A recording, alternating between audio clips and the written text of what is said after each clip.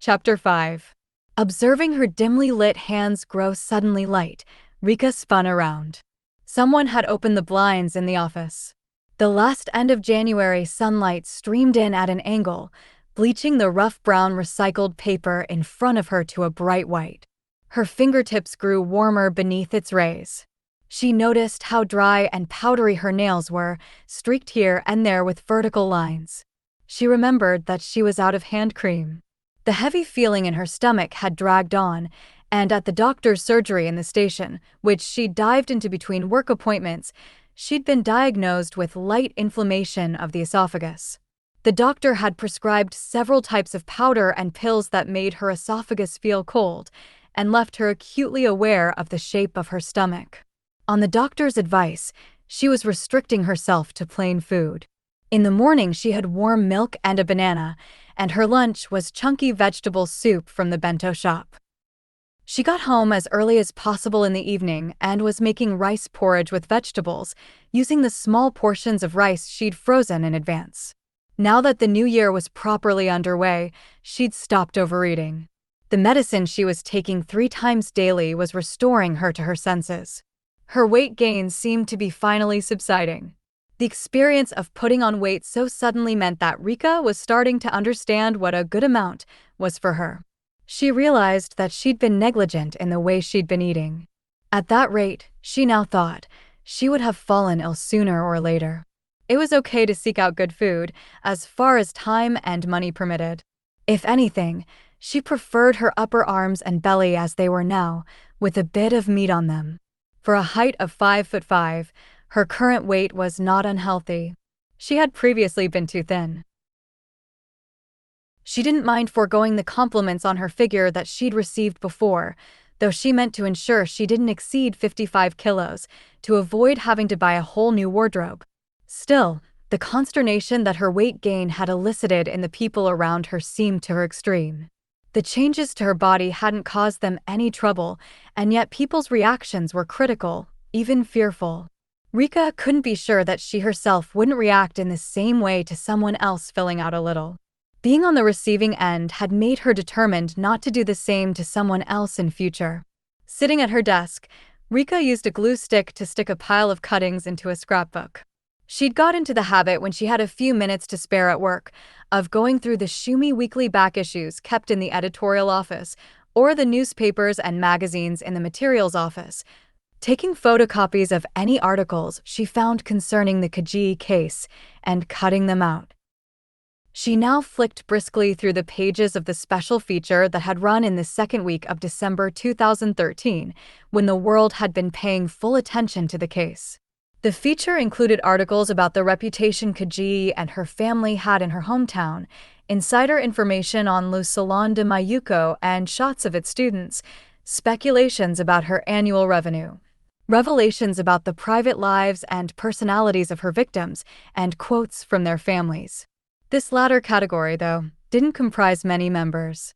For a start, Motomatsu, who had been advanced in years, seemed to have had little contact with his relatives since splitting with his common-law wife. Mimi's wife was dead, and his son, in his late 40s and running the company his father had left him, was largely silent, making no secret of his ill will towards Kajii and his exhaustion that came from being pursued by the press. He did state that his father, once a man of common sense, had been deceived by that deranged woman and lost himself, that Kajii's promises of marriage had been a trick, and she had killed him, while making his death look like a heart attack. But a quote given by the sister of Kajii's third victim, Yamamura, stood out from the rest. "My brother wasn't her fiancé." Maybe I shouldn't say this as a member of his family, but I think he was just one of her numerous worshippers. As I said in court, he always spoke badly of her in front of me, saying she was ugly, or fat, or strange and naive. As a woman, it was horrible to hear him say those things. But I could tell that that was all just talk, and actually he was crazy about her. Worshipper, that was the word that Rika had been unable to get out of her head since her meeting with Kajii last week. Feeling a sudden itchiness around her neck, she tugged at the collar of her turtleneck. Kajii had batted away Rika's offer of friendship, making clear her lack of interest. The issue of the interview remained unresolved. "I don't think that woman has had a single real relationship in her life," Yamamura's sister said. "My brother got sucked in by her impressive way of talking. He was just an audience member at the play she was putting on. That said, I've never met her outside of the courtroom. Her way of speaking might have been detached, but it didn't seem cold. She said she'd been against the idea of her brother dating Kajii from the beginning, but had been worn down by the strength of his fixation.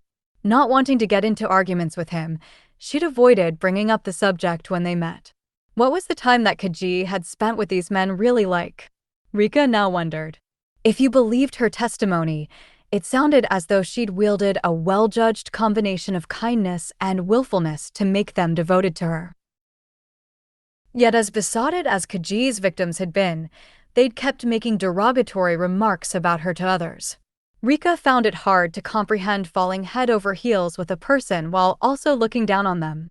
Rika found herself gazing at the blinds from which the light was streaming through. Maybe her father had been exactly the same as those men.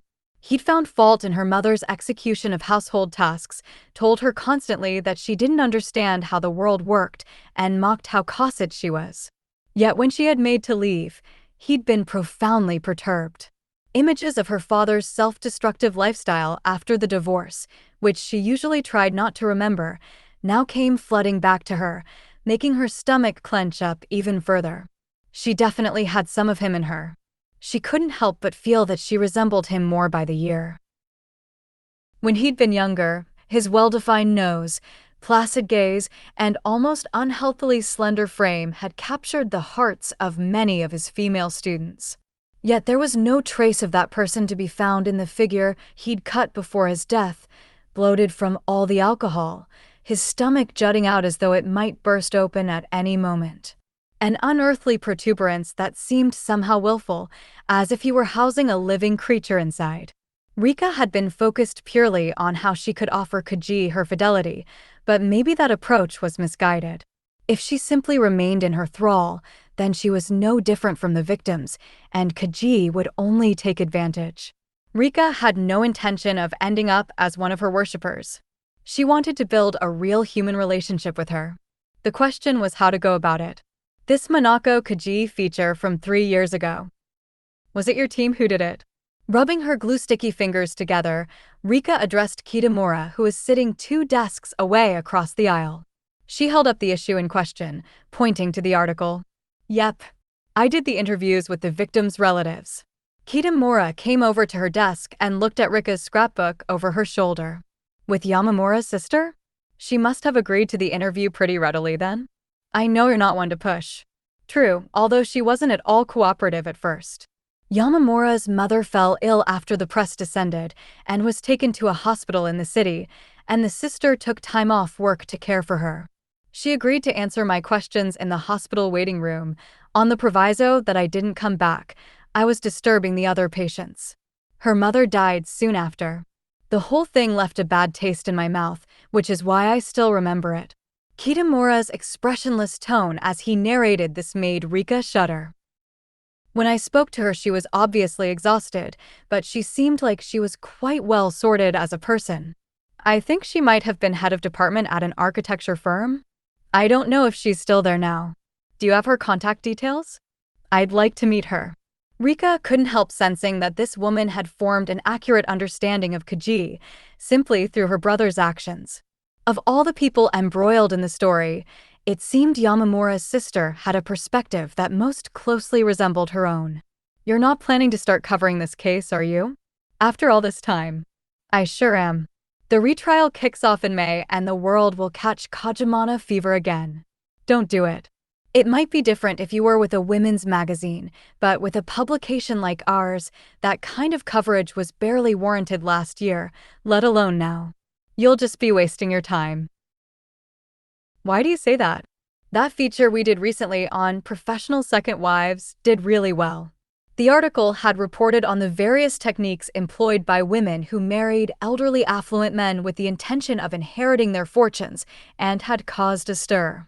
The humdrum approaches the wives had used to hasten their husband's death, such as over-seasoning their meals and getting them accustomed to greasy food, had made her think of Kajii's case. For someone that gifted at cooking, doing away with one's spouse would be a piece of cake. That's different, though. It's fun for people to gossip about because it's something that only happens to rich men and therefore doesn't concern them.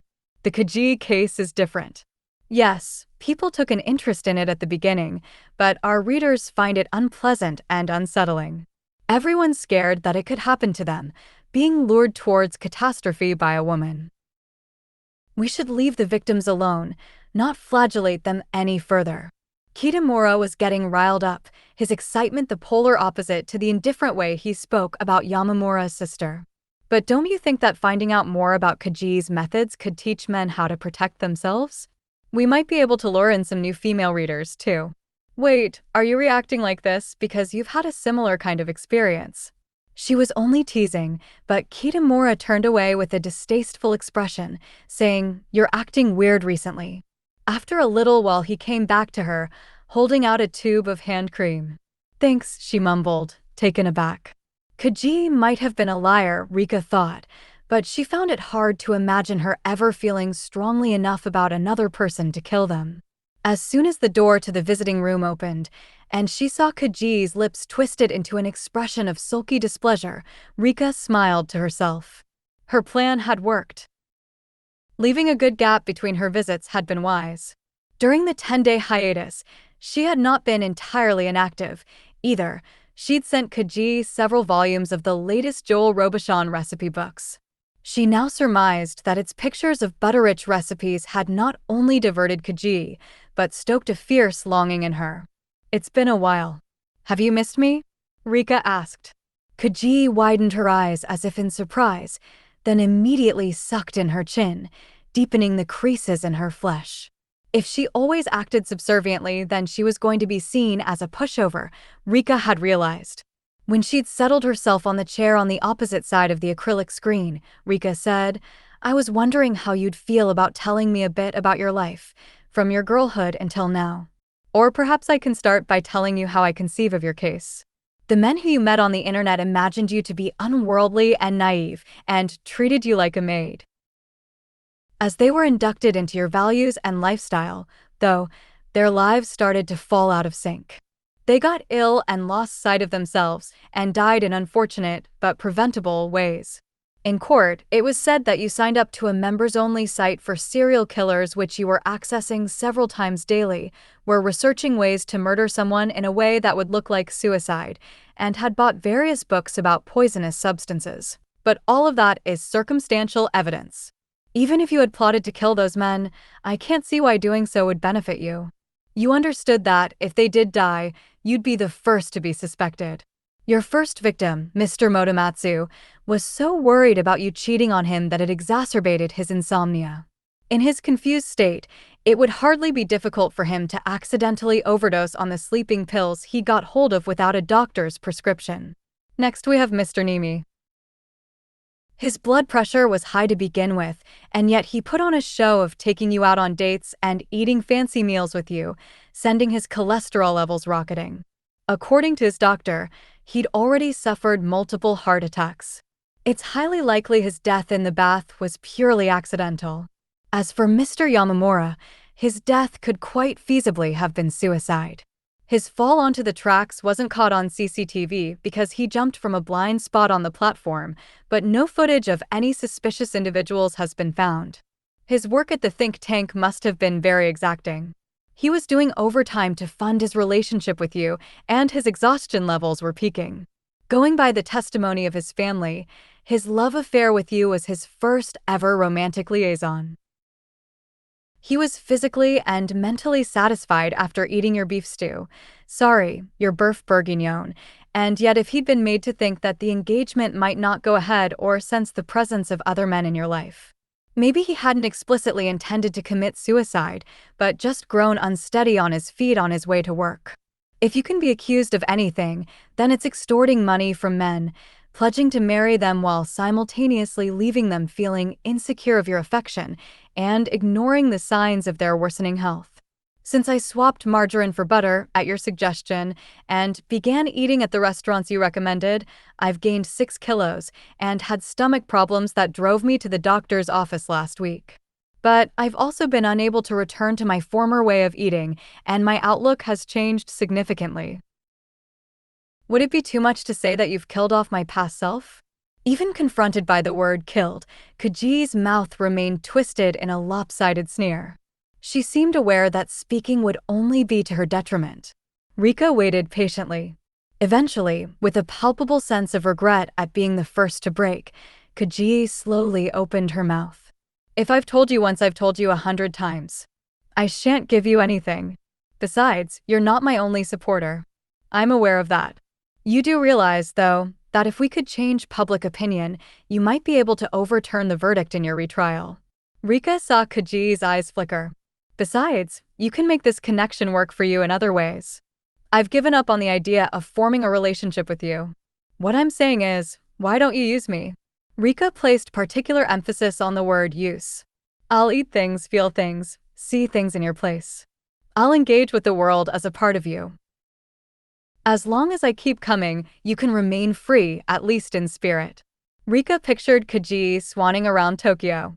The city, the very act of consumption, suited her. She didn't belong in a small, dark cell. A pause, and Rika felt the air between them waver. There is something I'm desperate to eat right now. Kajii flicked her eyes up seductively. Rika almost blurted out finally, but she clamped her lips together and pulled out a pad, ready to take notes.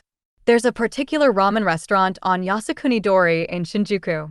I would like you to eat their butter ramen and provide me with an accurate description of its taste. In your own words, as always. Rika had heard of the place. It was one of the few ramen restaurants from the northern Tohoku region of Japan that had opened up branches across the country. The mission appeared suspiciously simple.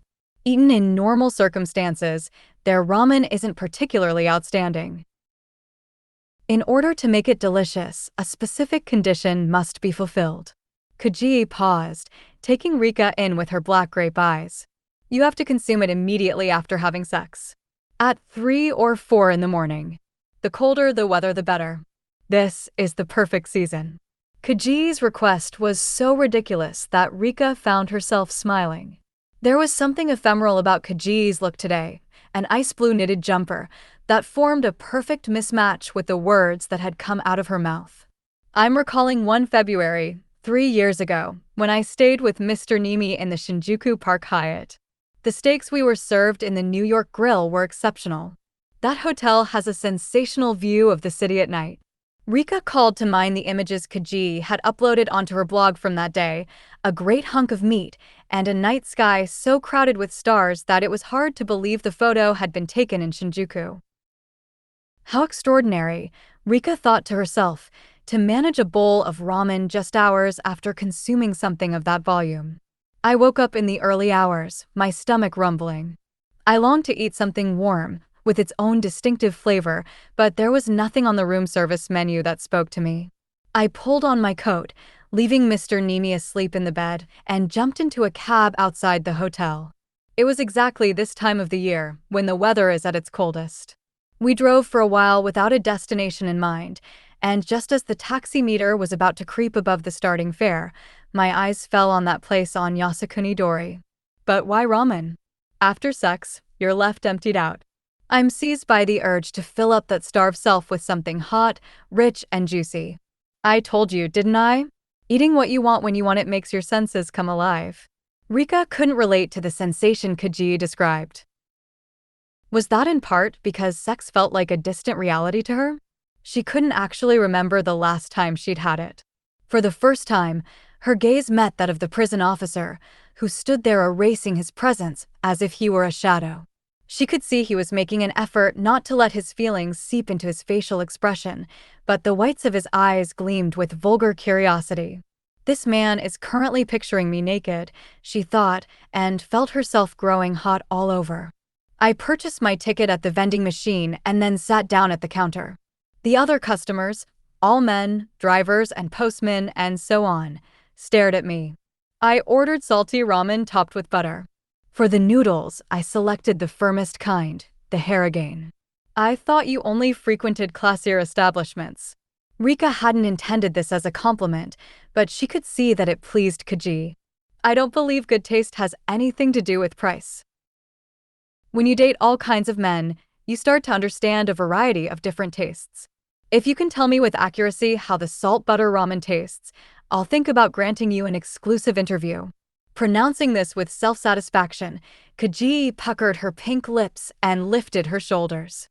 I don't believe that the taste of something can change so dramatically depending on what you've done before eating it. Huh. You blather on and on about women's rights, but in actual fact you're too proud to ask a man for sex. At Kajii's mocking tone, Rika sensed the back of her neck flush.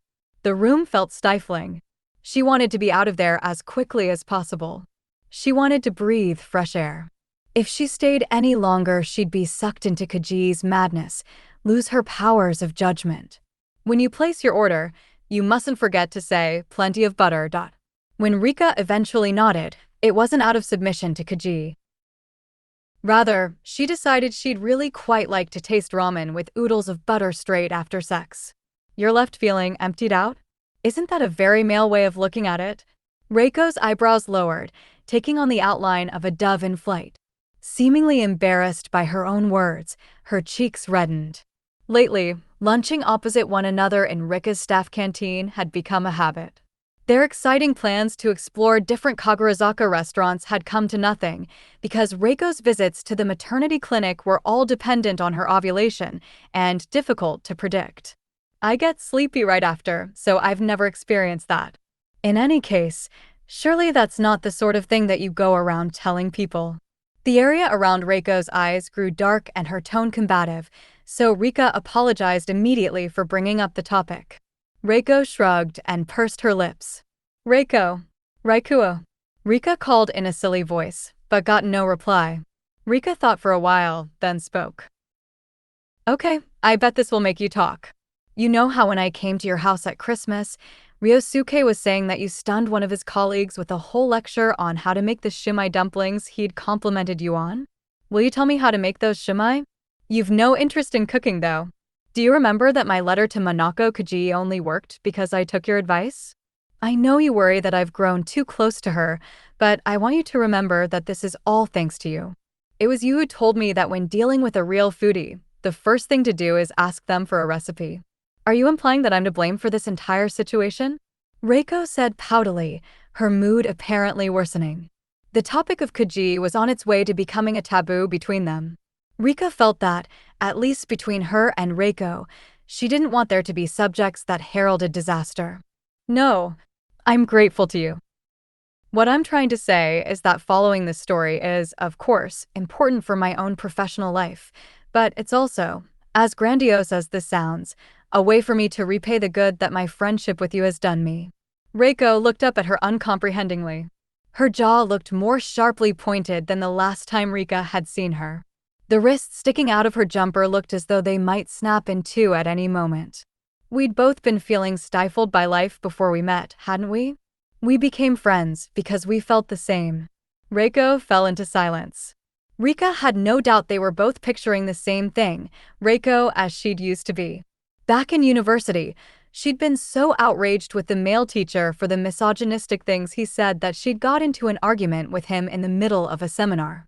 She'd been reproved by a classmate for rejecting a man who wouldn't leave her alone on a cafe terrace, which had only made her angrier. At her first job out of university, she'd been shocked when a married colleague higher up in the company whom she'd respected had come on to her. She'd complained bitterly when a client rejected an idea of hers on the grounds that people didn't watch films with female protagonists unless they had a romantic plotline. I'm still the same today, Rika said. All of this stuff stops me in my tracks, even now. I can't help but feel that the sexism we face on a daily basis is underpinning this whole case. That's what I want to pursue. If possible, I want to write about it in my own words. The me from the past was so. With this, Reiko dropped her gaze into her plastic cup. The fluorescent ceiling lights were reflected in the surface of the weak green tea from the dispenser. I'm different to you, Rika. I used to get angry about those same things, but I ran away. Rika had suspected that Reiko had been feeling this way, but hearing her voice so thin and wavering now made her panic. She felt her solar plexus constrict. Whenever she saw Reiko sad, she was taken by the sense that she had to do something to help, right this instant. It's everything about this world that's wrong. She wanted to shout at the top of her voice, "You're the one who's in the right. You've not run away. You're no different from how you always were. You quit your job so as to figure out a way to do what's right for you." Reiko looked at Rika. Her light brown eyes sparkled and her long eyelashes formed bouncing canopies over them, so voluminous they looked like they should be making a noise. "Ryosuke won't come with me to the clinic. He doesn't want to do the sample stuff. We've made 2 appointments and he's missed both. And of course, me going alone won't lead anywhere." "I'm surprised to hear that. I didn't have him down for that kind of person." Rika couldn't think of what else to say. She'd always thought they were united in their desire for a child. "I thought that he was different too, but it turns out that he's worried about saving face, just like all the other men. He keeps saying that things haven't come to that yet, that we should see how it goes, leave it up to nature a bit longer. He's convinced that if they discover some problem on his side, it'll take something fundamental away from him. Of late I've been feeling like I'm trying to make a baby on my own." Rika found herself wondering if there wasn't some kind of justification for Ryosuke's actions, if he wasn't just exhausted from work, if Reiko wasn't misunderstanding in some way, and felt a flash of disappointment in herself. She didn't want to start disliking him, but she also knew that it was society itself and the provisions it made for men like Ryosuke, which was responsible for causing Reiko so much pain. "Isn't there a fairy tale like that?" Rika said. "A woman who's desperate for a child sets off on a long adventure all alone. By a lake in a forest, she finds the arms and legs and various other parts of a child, which she assembles to create a real child. She and the child live happily ever after. The father never makes an appearance, and everyone's content." Rika could picture it, Reiko in a big hood, roaming the forest gathering up tiny arms and legs, carefully assembling them into a whole. The saddest part was how perfectly the scene seemed to suit her. "Pork loin," Reiko said now tonelessly. Not having the faintest idea what she was talking about, Rika awaited her next words. "My shumai recipe uses tenderized loin meat, as well as the usual pork mince. You need the meat with plenty of finely chopped onions, load the mixture into the dumpling wrappers and steam them once, then freeze them. The freezing breaks down the cells of the onion, so that when you steam them again, the filling is smooth, juicy, and slightly sweet. Will you make them for me next time?" Rika said pleadingly. "Honestly," Reiko replied, but her mouth relaxed in a way that made Rika feel relieved. "You're right, it's like you said. For someone who likes good food, asking for a recipe works like a magic spell." Reiko rolled her eyes, then asked, "Does it never occur to you that you should try out cooking school?" Seeing Reiko back to her usual forceful self, Rika felt the tension in her stomach loosen. "Me? I can barely peel an apple." "That's exactly why I'm suggesting it. There's a limit to how far you can keep up with conversations with Manako Kajii if all you're doing is going around eating fancy meals. You're smart and are getting used to good food, so you should be quick on the uptake. Pay for classes with a professional and you'll improve in no time. If you go, I want to go too." If she was going to attend cooking school, Rika thought there was only one place in this whole world she was interested in signing up to. Since waking that morning, she'd had the nagging thought that she needed to go out and buy some new underwear, the kind that someone else was likely to find sexy. She hadn't managed to find the time, though, and now it was evening. She wanted to face the mission ahead as a perfect version of herself, with no cracks showing. Staying at the Park Hyatt had proved impossible. Quite aside from budgetary considerations, it turned out to be fully booked in advance of Valentine's Day anyway. Now Rika stood on the 24th floor of the Century Southern Tower Hotel, looking down at Shinjuku Gyoen Park, a patch of complete darkness amid the sea of neon lights. She was still waiting for a reply from Makoto, but she sent him another message to let him know the room number. If he couldn't make it, she told herself, she'd have a long sleep, then go into work the following morning. She was so nervous about his reply that she couldn't look at her phone. She'd turned down his most recent offer to spend the night together, but now that she'd been set a mission by Kajii, she was the one issuing the invite. Was her behavior too selfish? And more to the point, why was it that she felt this guilty and embarrassed about asking her boyfriend to have sex with her? Rika sank down onto the double bed without peeling back the covers. She caught sight of a coffee percolator, the same type that they had in the kitchen at work. What would she do if he said no? What if he thought she was sexually dissatisfied? The thoughts went round and round in her head. She felt as though there was a hidden camera in the room, and on the other side a crowd of people roaring with laughter. She covered her face with a pillow. It was past 1 a.m. when she heard a knock on the door. Brought back from her peaceful doze to the smell of green tea-scented air freshener, she sat up and got off the bed. Sorry, I'm so late. That's okay. It's me who should be apologizing for the last-minute invitation. Rika could see from Makoto's body language that he was hanging back. He looked at her wordlessly from where he stood by the door, then finally trudged into the room. As always, he turned his back to her, took off his suit, and hung it on the hanger. Man, I'm tired, he said, settling down heavily on the bed. Rika sat next to him and reached out a hand towards him. Sorry to ask, when you're so busy. His hair was so soft that it offered no resistance to her touch at all, and she liked the feel of it wrapping itself around her fingers. His round eyes, the same color as his hair, were bloodshot, and he blinked restlessly. Even if Nishihashi wins, I might not be working with him by the time he claims the award.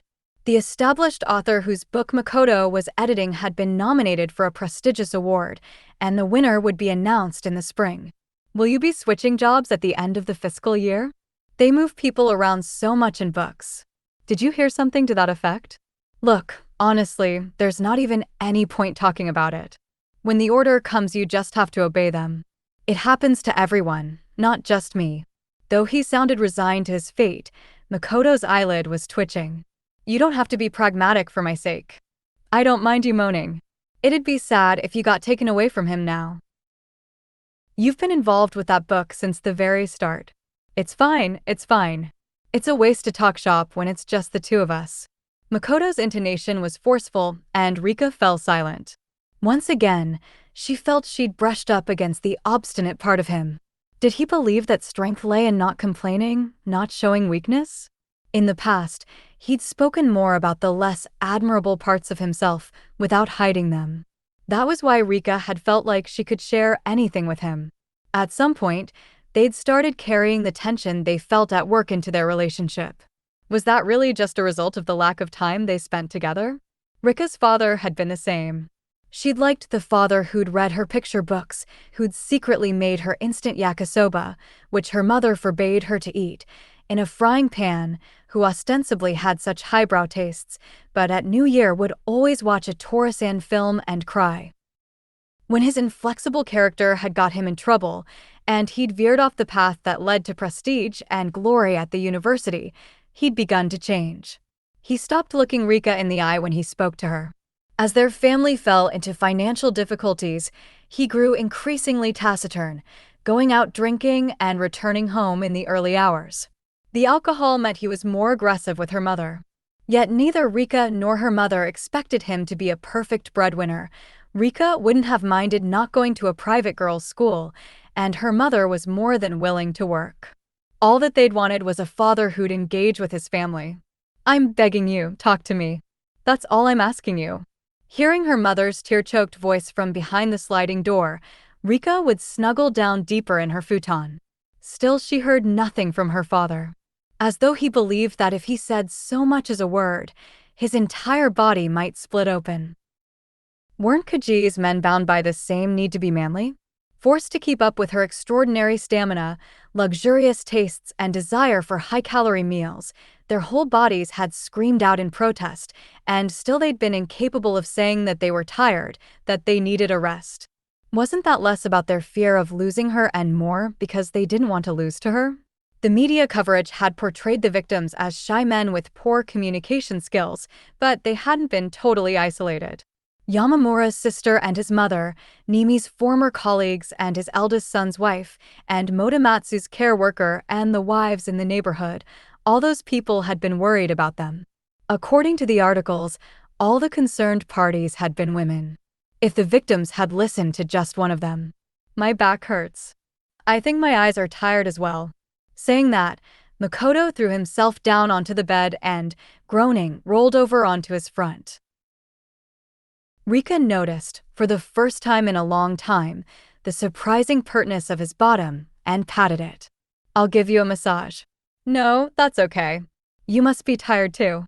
Before, Rika had always thought his hesitancy came out of consideration, but was his reluctance to accept from her not just the meal she'd casually rustled up, but even a massage, in fact a species of rejection? With all those small rejections in the past, she had become incapable of showing him vulnerability. Now she straddled his body intrepidly, her thighs pressed against his lower back, and moved her hands up inside his vest. He yelped. Her hands were too cold. Rika rubbed them together before once again returning to massage his lower back. His skin was smooth and moist and stuck to her hands. Touching him like this brought memories from the last time they were physically intimate, over 3 months ago now, seeping back to her. She felt Kajii's instructions begin to grow fuzzy. Maybe she didn't really need to have sex. If she told Kajii honestly that she'd been unable to carry out her mission, it might tickle Kajii's self-esteem. At first, Makoto had moved his body from side to side ticklishly, but his movements soon stilled. As Rika's hands began to warm up, she could tell that Makoto's lower back was terribly stiff, and his body was chilled all over. As she went on massaging, the blood began to circulate through his skin, and she could feel a lively pulse beneath her fingers. With his warmth underneath her, her groin began to grow hot and moist. Suddenly Makoto sat up, catching Rika off balance, so she fell to the side. She was still giggling when he grabbed her arm. At the feel of his unexpected grip, everything else seemed to fade into the background. Makoto threw off his vest. His naked chest swelled out awkwardly like that of a pubescent girl. There was hair growing around his nipples. When she touched the skin there, her fingers slid across with surprising smoothness. His body had grown very hot. Rika raised her bottom so she could ease off her pants and tights at the same time. She heard his bag opening, papers rustling as he pushed them aside, and then the snap of the condom. At the touch of his fingers on her pelvis, her nipples pointed stiffly up at the ceiling. She had been in her head too much, trying too hard to put things into words.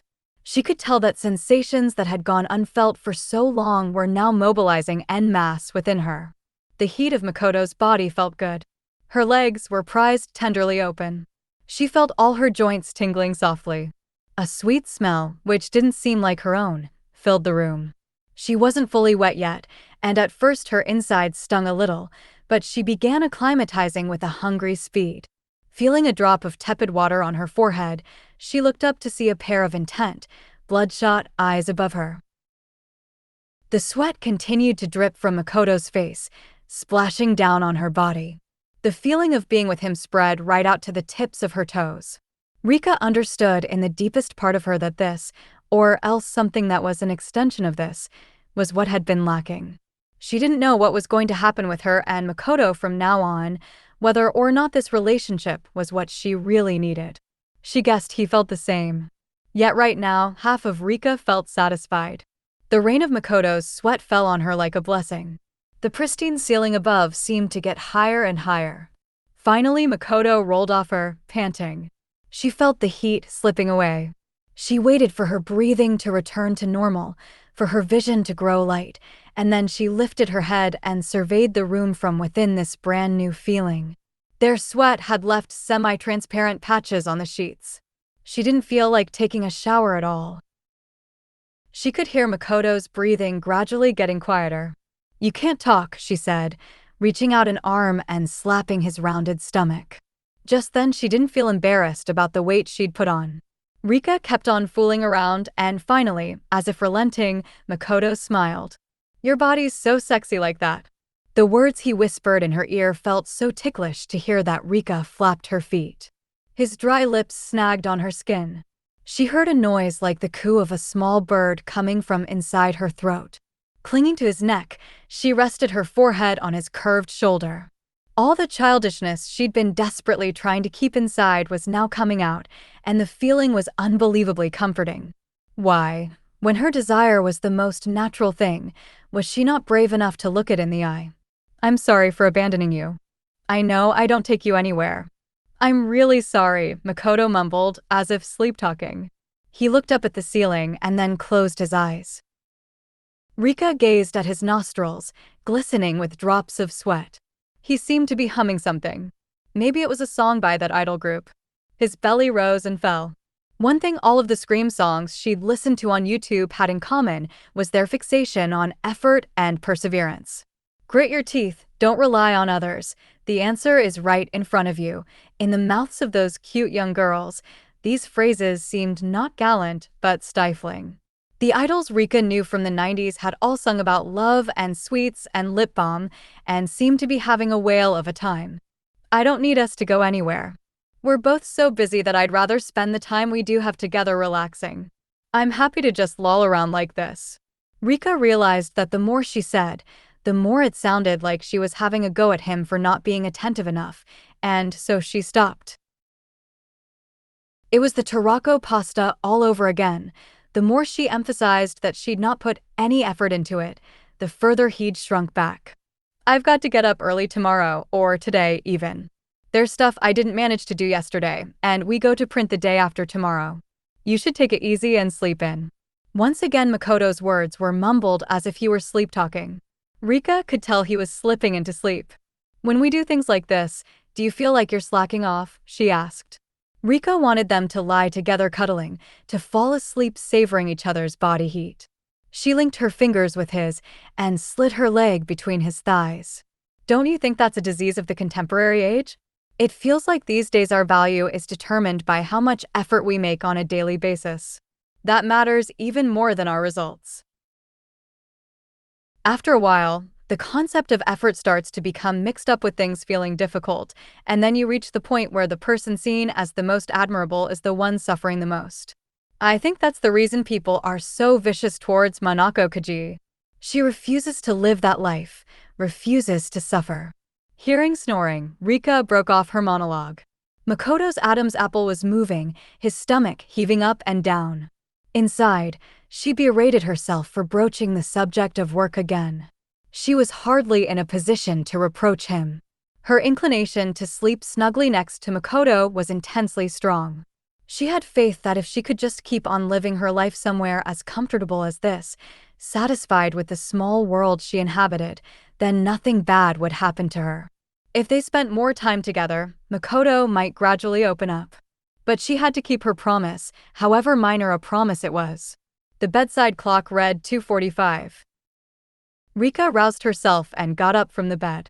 She put on her underwear, her trousers and a jumper, her shoes, and finally a coat. After deliberating for a moment, she decided to leave her phone behind. Her soft, moistened skin resisted the fabric of her clothes, and her mind was unable to acclimatize to the reality of being dressed, so that as she took her wallet and room key in hand, she still felt herself to be naked. Stricken by a pang of guilt towards Makoto, who was sleeping with his mouth open, she pressed her hands together at the door in a gesture of apology, then walked down the long, deserted corridor and took the lift to the ground floor. She walked past the reception desk, behind which a solitary male employee was sitting. No sooner had the automatic doors opened than she felt the night breeze strike her, as though someone had thrown a sheet of ice with full force in her direction. The uncompromising cold and dark promptly blew away the magic of before. A starless night sky, close to blue in color. Nobody looked at her. She was a tall, mediocre-looking woman. It was relief that she felt, more than sadness. Maybe Makoto did like her after all. The thought made her faintly happy. If you were accepted by just one person, then you didn't need to be someone whose beauty was acknowledged by everyone. The flood of neon signs, oblivious to any demands to harmonize with their surroundings, coursed past her as she moved, and she could smell the odor of garbage blended with the cool air. That intimate playfulness exchanged by two people in bed. It occurred to Rika now that Manako Kajii's entire identity could be summarized by the way she took such a thing totally seriously, assigned it value, and attempted to integrate it into her daily life.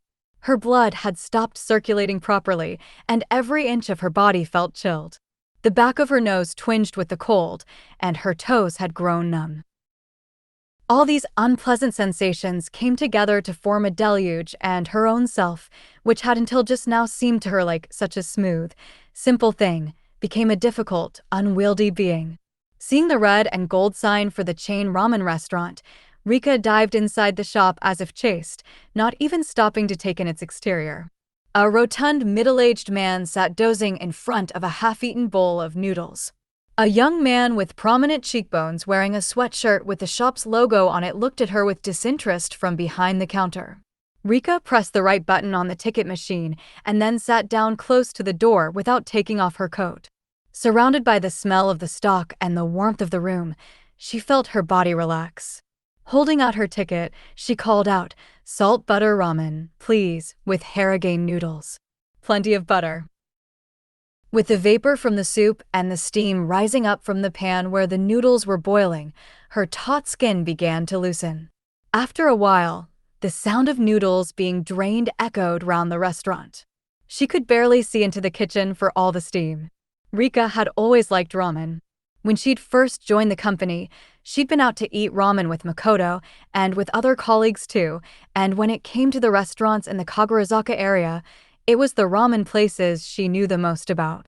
Her favorite kind was simple soy sauce flavor with nothing fancy added to it.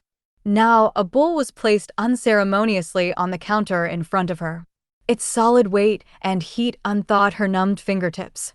She took a pair of disposable chopsticks from the dispenser and snapped them apart. Their woody scent blended with the smell of the soup. The only garnish for the noodles was sesame and spring onions. The two perfect squares of butter on top were already beginning to lose their shape in the clear broth, their outlines blurring messily. Beneath them floated the crinkled noodles with their strong yellow hue. Dissolved in the soup, the butter formed golden circles on its surface.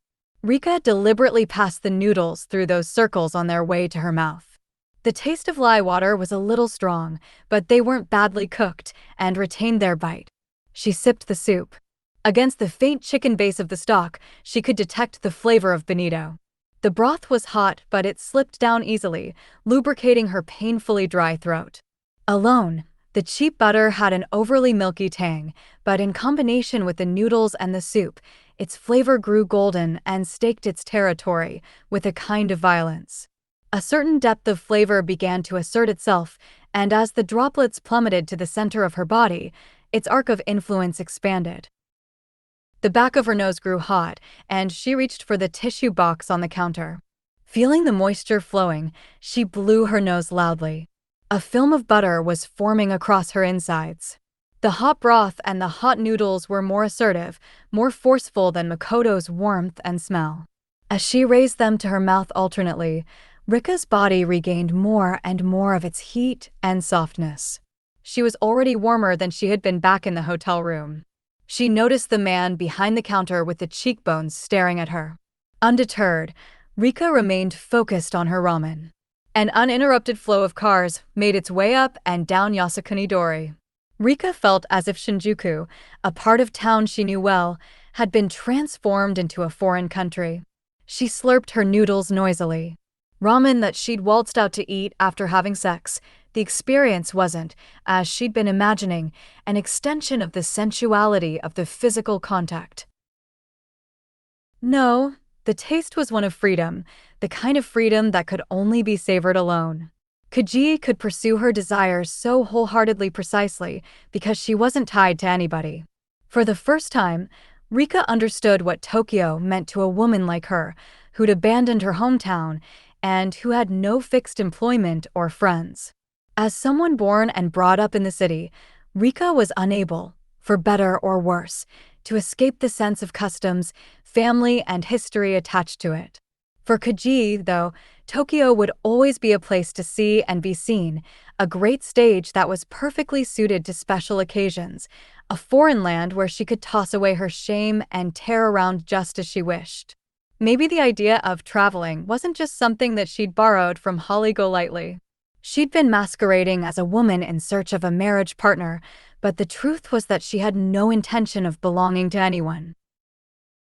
It came to Rika now that it was the year after Kajii's father had died, back in her hometown, that the men around her had begun meeting their demise. Was there some connection between the two? By continuing to eat as she had been doing, perhaps Rika had finally grasped Kajii's perspective. Or was it more accurate to say her taste? Cradling the bowl in her two hands, she drank down the last of the buttery broth. When she held it up, the bowl shrouded the entirety of her vision. A starry sky formed of grease glinted at her out of the darkness. Sensing eyes on her, she raised her face from the bottom of the bowl and looked towards Yasukuni Dori. She couldn't shake the sense that Kajii was standing there in the night, watching her.